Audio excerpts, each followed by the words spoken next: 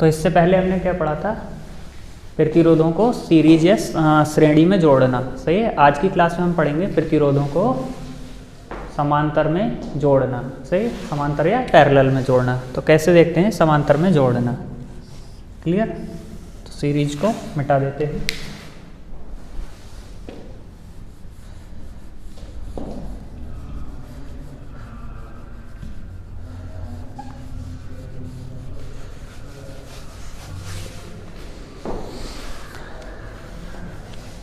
संयोजन, parallel combination of resistance. सही है। तो इसमें क्या होता है, हम एक डायग्राम बनाते हैं कि कुछ प्रतिरोध लेते हैं, उनको कुछ इस तरीके से, इस व्यवस्था से उसको जोड़ते हैं। ये हमने प्रतिरोध R1, प्रतिरोध R2, प्रतिरोध R3 कुछ इस तरीके से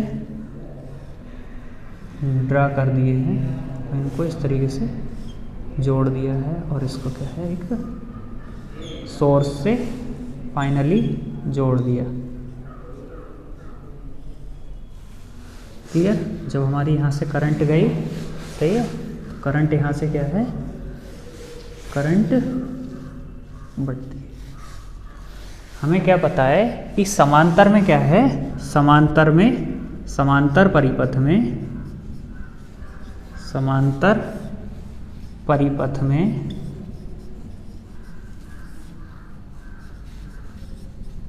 धारा बढ़ती है। समांतर परिपथ में धारा बढ़ती है और क्या है हमारा, परिपथ में, समांतर परिपथ में, परिपथ में वोल्टेज, विभव जो होता है, वोल्टेज जो होता है वो समान रहता है, उसमें कोई भी चेंजेस नहीं होता है, वोल्टेज समान रहता है।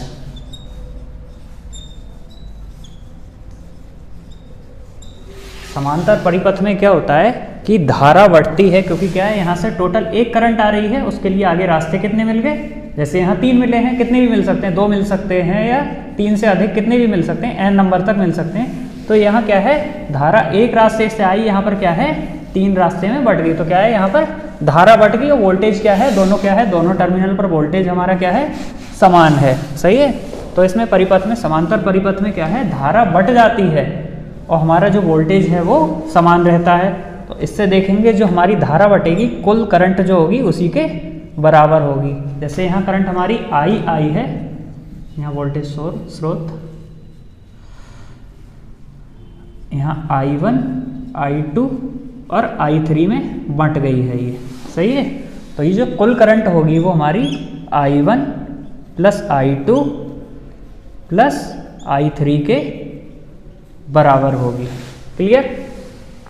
फिर क्या करते हैं, ओम का नियम हमको पता ही है। ओम का नियम क्या है हमारा कि B बराबर IR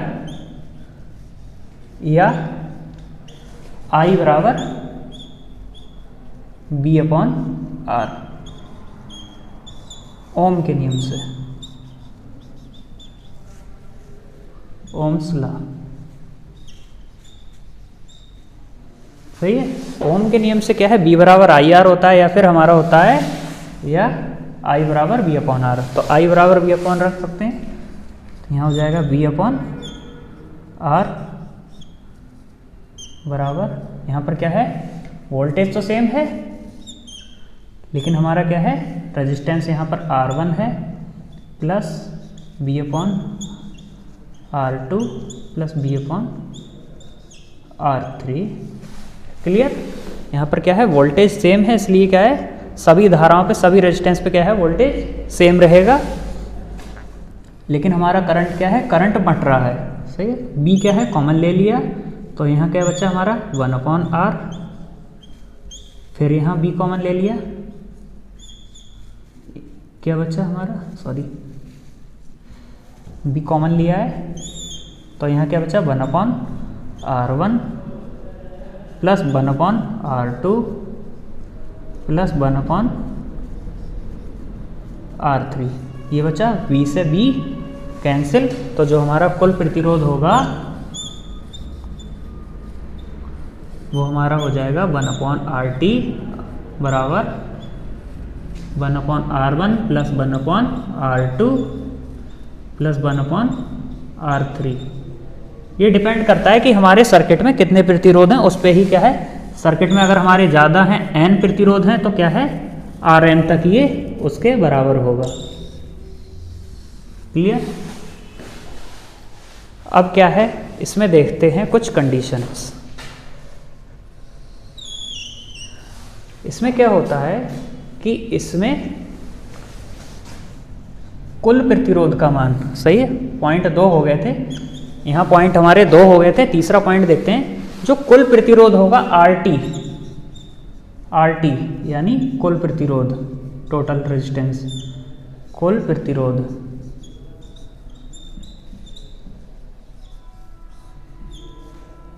इसका जो मान होगा का मान परिपथ के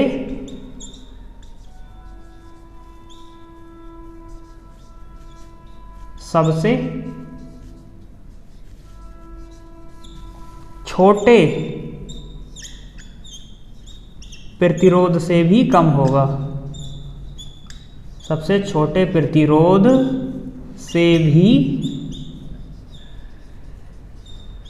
कम होगा।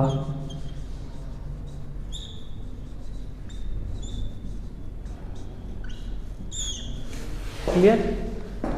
इसमें क्या है, इस परिपथ में जो कुल प्रतिरोध निकल कर आएगा, कुल प्रतिरोध का जो मान होगा वो परिपथ का कोई भी रेजिस्टेंस जिसका मान सबसे कम है उससे भी कम आएगा। यानी जो कुल प्रतिरोध होगा उसका मान हमेशा क्या है, परिपथ के सबसे छोटे प्रतिरोध से भी कम होगा। क्लियर? तो ये होता है हमारा समांतर सर्किट। अब क्या पढ़ते हैं, इसके लिए हम पढ़ते हैं अब इसके कुछ न्यूमेरिकल क्वेश्चन को सॉल्व करके देख लेते हैं, जिससे कि हमें पता चलता है कि कुल प्रतिरोध का मान वास्तव में ही सबसे छोटे प्रतिरोध से के मान से कम होता है, और कैसे हमारा कुल रेजिस्टेंस का मान इस तरीके से निकल कर आता है फार्मूले के अकॉर्डिंग। ओके, तो अब इसके न्यूमेरिकल देखते हैं।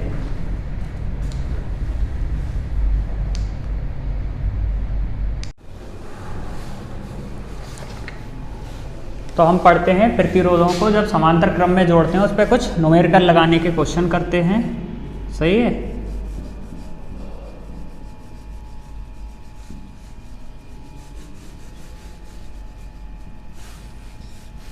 न्यूमेरिकल क्वेश्चन करते हैं। तो जैसे हमारा क्वेश्चन नंबर अभी 1 लेते हैं कि क्रमशः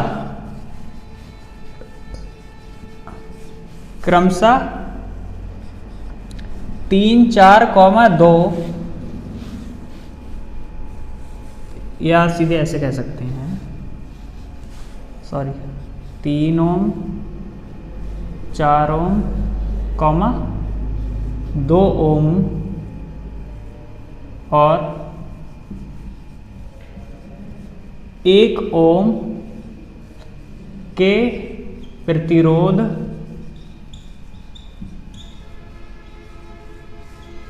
आपस में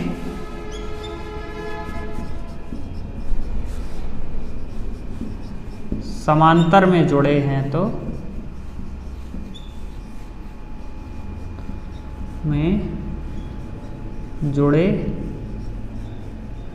तो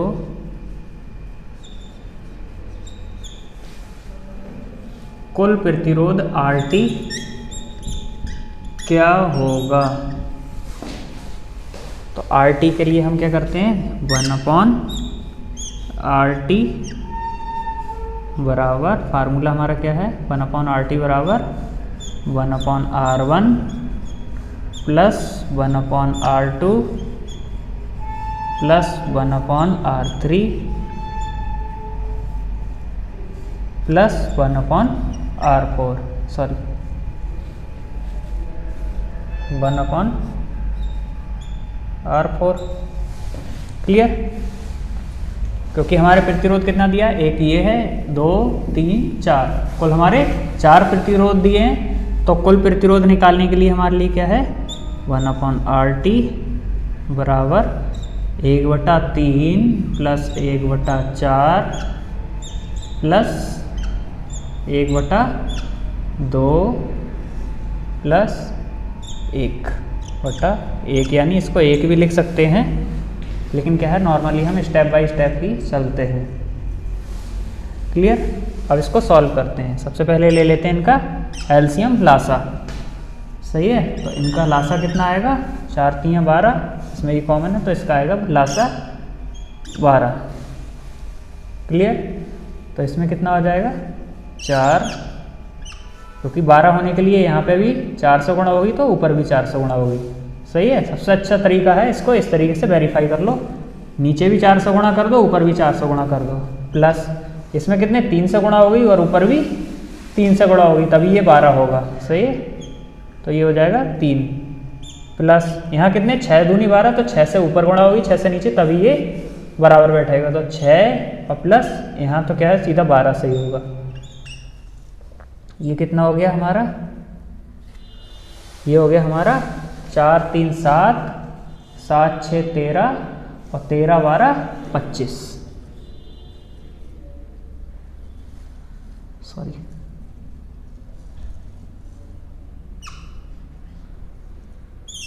25। क्लियर। और बट्टे में 12। यहाँ पर क्या है, यहाँ पर मैक्सिमम मिस्टेक होती है, क्योंकि यहाँ पर हम सीधे क्या करते हैं डायरेक्ट इसको काट देते हैं, लेकिन यहाँ पर हमारा क्या चल रहा है 1/RT। क्लियर। तो इसको आगे फॉलो करते हैं, थोड़ा आगे फॉलो करते हैं। तो 1/RT, इसको जब उल्टा करेंगे तो RT बराबर हो जाएगा 12/25।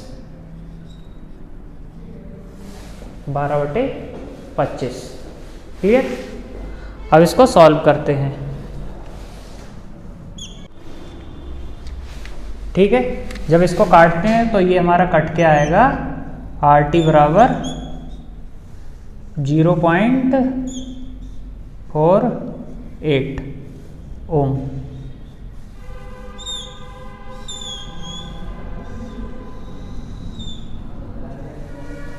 ठीक है, नेक्स्ट क्वेश्चन देखते हैं। क्वेश्चन हमारा अगला होगा, चेंज कर देते हैं इसको।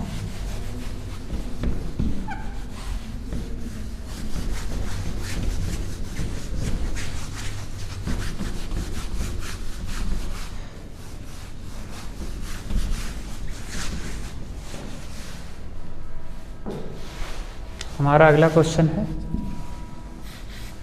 अगला क्वेश्चन है हमारे लिए, दो प्रतिरोध हैं जो समांतर में जुड़े हैं। दो प्रतिरोध समांतर में जुड़े हैं,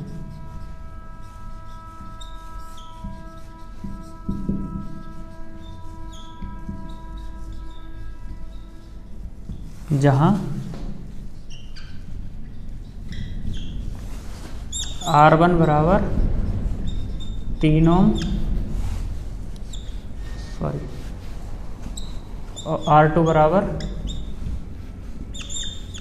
7 ओम है, तो कुल प्रतिरोध ज्ञात करना है। तो 1/RT बराबर 1/R1 प्लस 1/R2, ये हमारा फार्मूला है। क्लियर। तो ये हमारा वैल्यू इसमें रख देते हैं। R1 की वैल्यू कितनी है 1/3, मतलब R1 की वैल्यू 3 है, तो ये हो जाएगा 1/3 प्लस R2 हमारा कितना है 7। जब इसका एलसीएम लेंगे तो एलसीएम हमारा आ जाएगा, एक सेकेंड, एलसीएम हमारा आ जाएगा 1/RT बराबर 7 या 21। तो ये कितना हो जाएगा, यहाँ 7 से गुणा होगी, यहाँ 3 से, तो 7 3 10। क्लियर। अब क्या कर देते हैं, RT बराबर 21/10 हो जाएगा। तो यानी इसकी वैल्यू जो आएगी 2.1 ओम आएगी कुल प्रतिरोध का। यहाँ से हम एक बार फिर कह सकते हैं कि यहाँ पे सबसे छोटा प्रतिरोध कौन सा है? छोटा प्रतिरोध हमारा तीनों में सबसे छोटा, लेकिन कुल प्रतिरोध का मान क्या है? फिर भी उससे कम आया है। तो समांतर में जो कुल प्रतिरोध होता है वो हमारा सबसे कम प्रतिरोध से भी कम होता है। क्लियर? आगे देखते हैं, एक क्वेश्चन और देख लेते हैं फटाफट।